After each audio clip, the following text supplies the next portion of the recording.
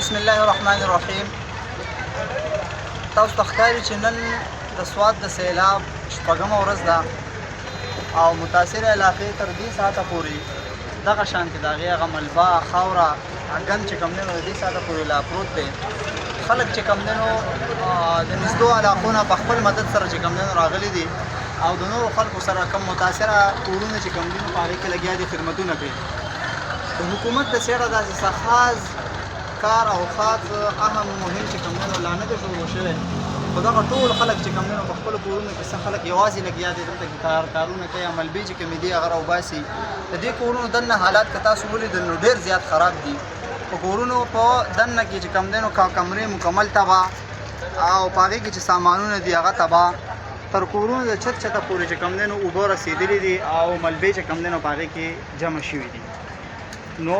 څوک چې راتلی شي دلته کې نږدې د منګورې خواوشا علاقې د سوات وي او هغوی راتلی شي دلته کې خدمت کولی شي که نه هغوی په مالي امداد سره چې کوم دی نو دلته کې راتلی شي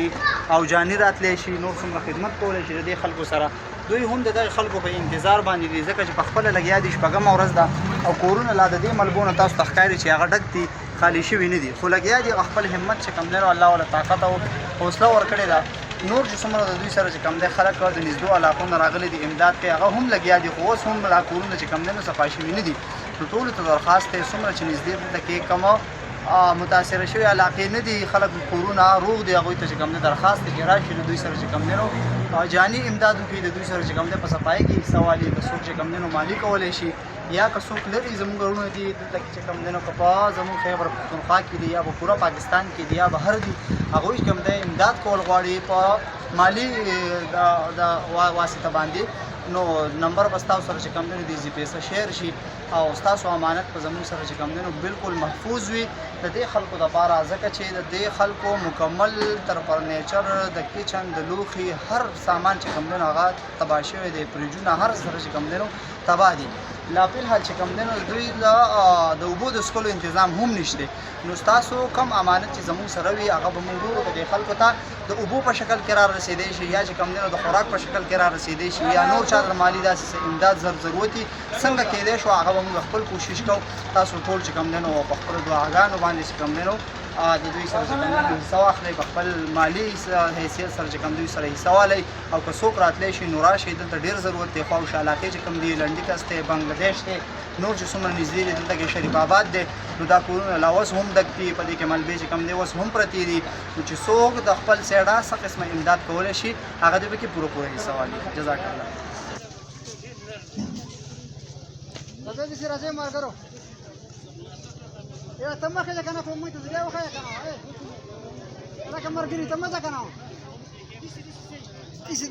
داسې بس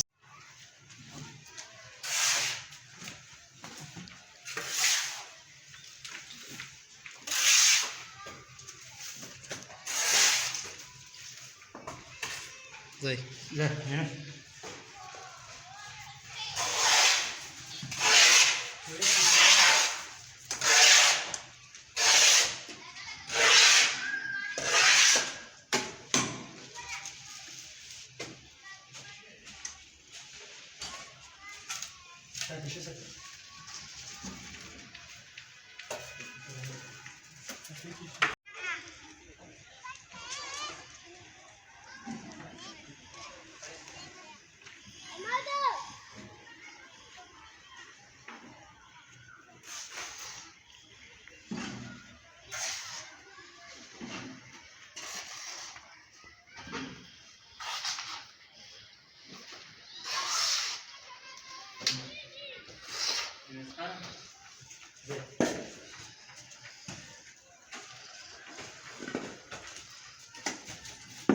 Claro.